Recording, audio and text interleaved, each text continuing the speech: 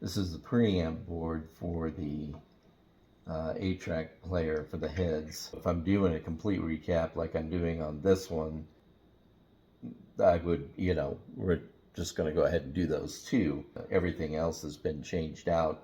But signal caps aren't going to cause the thing to blow up, but it is going to cause the audio to be substandard. But again, doing this unit was so easy to do, we just ended up doing them all. So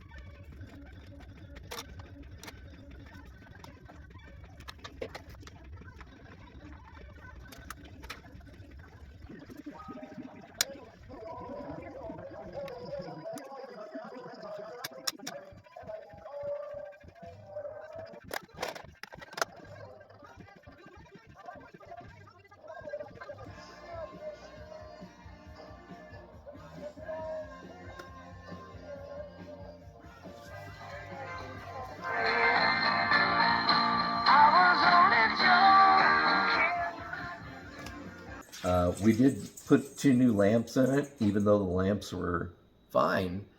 They're also 50 years old.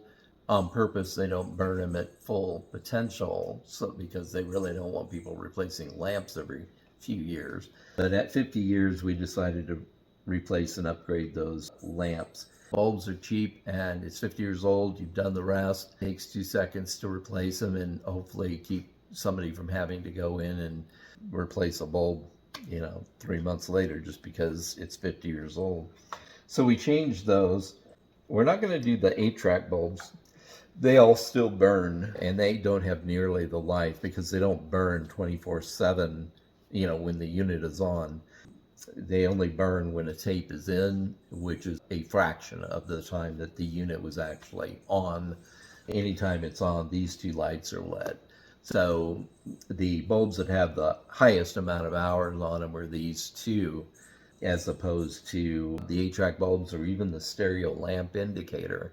I don't know that this deck saw that much use or not. Either way, the balance of the bulbs have far fewer hours on them than the two that were still lit, so we're not going to go to that extent. Also, changing them is a little bit more labor intensive than changing these two guys out. So what else did this need? Well, not much. Pot cleaning, which is typical, especially for old style open mechanical pots. The old fashioned wafer style switches, they will still need treatment. They're old. These faders, the cheap ones, as you move the slider, it sort of fights you. But the travel on these, just with my fingertip without even pulling out on it, you can see the travel is very smooth. The cheap ones go bad within a few years, but these slide pods are of such quality that 50 years later, I can just hit it with a finger and get it to travel. The environment this was in has a lot to do. I'd say 50% is age and 50% is environment. Whoever owned this obviously valued their investment and cherished it, which you can tell. 9 times out of 10, when you do this, these things are beat. Like this thing, the 8-track player was built like to last a nuclear blast. It didn't require anything but a little, very tiny little cleanup of old dried grease. It uses very little grease. Reapplying the grease, relubing the motor, change the belt out, which it dried and stretched, which is common. Plays tapes, terrific, which I expect from an all-metal mechanism. And when I say all-metal, I'm talking about all metal except the stepper. That almost is never metal because it makes too much noise. I'll probably run a thin bead of grease over the tuner. But this slide, for some reason, when we pulled it out, and you'll see it in the early video, this needle was tucked under and riding along the top of the dial instead of on this rail, which was weird. This is clearly the rider that this needle rides on. This tab back here is a counterweight to keep the needle from wanting to tilt in. Why it was bent over and riding on top of the black, there's no way that happened with me pulling it out of the cabinet. It didn't look like anybody had ever been into it. Clearly, I think somebody had, maybe probably to change the belt. And when they put it back together, they put it together wrong, where they had somehow, I don't know what they were thinking. I can't imagine. And in doing that and working in this area, that this probably came off. And they're like, I don't know how it goes back together. Oh, let's whatever. This is the cabinet. It's really in phenomenal condition for its age.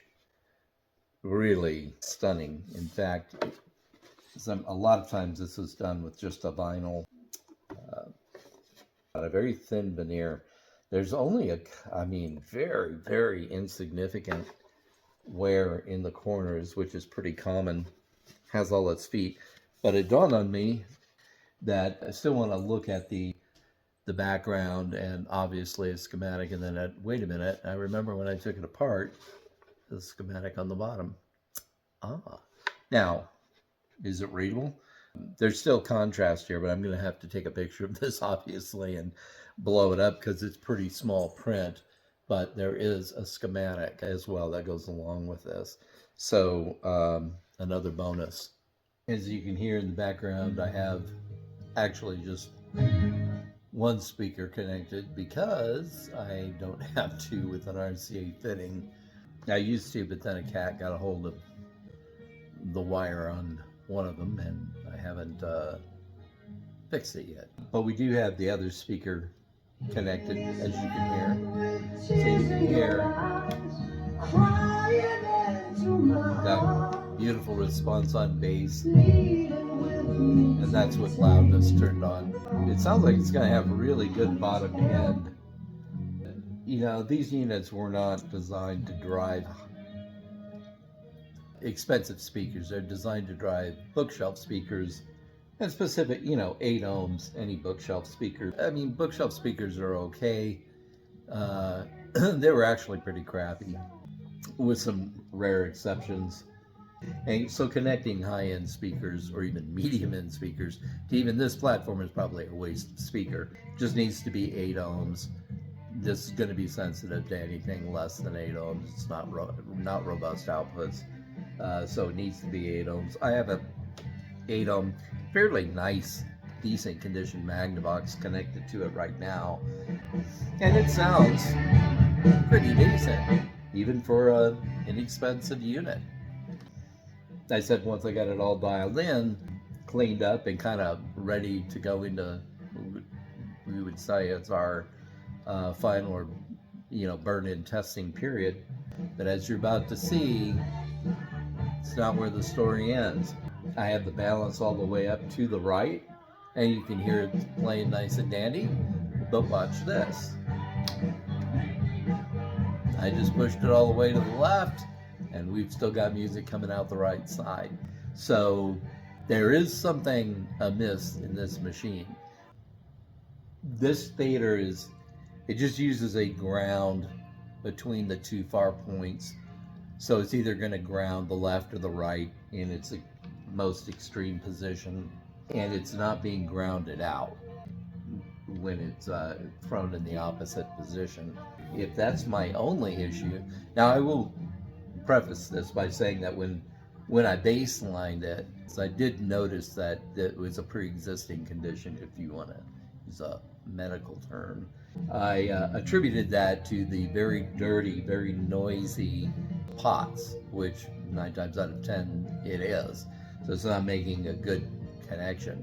That's before I really truly appreciated the quality of these pots. With cheap pots, you can bank on that. After deoxing all of these controls, that did not solve the problem. This guy ain't working. To prove that, I jumper the chassis from a point here on the chassis that I can get to, and go to that center tap, or I should say what's coming into this board of which the fader is attached. Then you can see nothing changes. So that wire to that point of the board has integrity. If I take that ground, which I now know has integrity, and see which side I'm on that side. So now if I take this ground and I mimic this control to ground that side out, then I should lose the side that I'm listening to right now. And I do. I've already done that to the other side. It works the same way, which tells me that those lines leaving this board, which is the preamplification, feeding the final amplification, has integrity. All right, so we did the quick presumptive test on the ground terminal. They wired it from a volume control, pick up the ground there. It then continues on to feed the power amp and the output rails.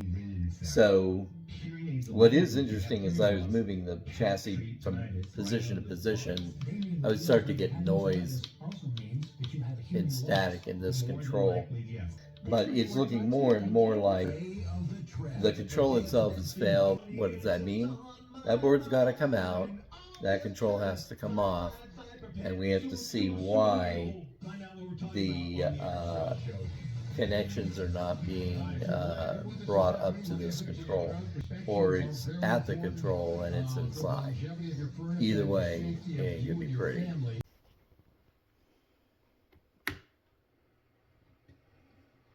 So while this is a bad time to push that issue, I agree with that.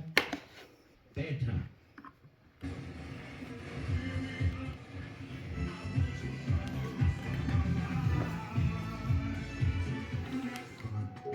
A whiff. Chord circle. Off the spread. Says keep moving.